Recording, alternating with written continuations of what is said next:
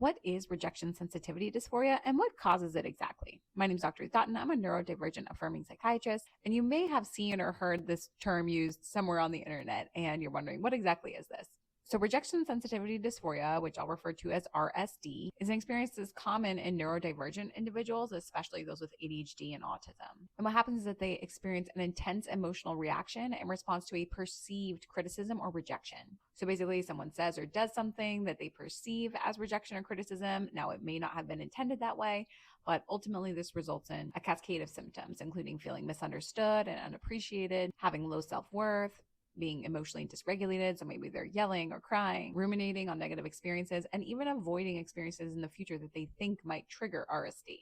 So what exactly causes RSD? Well, I can't say that we know exactly, but I like Dr. Ned Hallowell's framework for this. So it integrates our two brain networks, which is our default mode network, or DMN, and our task positive network, or TPN. So the DMN is what's kind of our default, right? So it's active when we are at rest, when we're daydreaming, when we're being introspective or self-reflective. You might associate this with mind wandering, being creative, or ruminating. The TPN, in contrast, is active during goal-directed tasks. Things like planning, decision-making, and working memory, as well as sensory processing. You can think of the TPN as having an external focus, whereas the DMN has a more internal focus. So how does this affect RSD?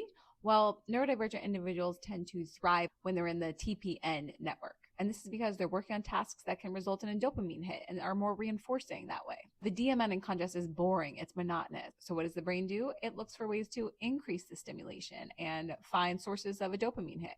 And what does this? Well, heightened emotions, which can include negative emotions, things like self-blame, anger, sadness. So there's something reinforcing about ruminating on these things as a neurodivergent individual. So what can we do about it? We'll talk about that in the next video. Wishing you all good mental health today, and I'll see you in the next one.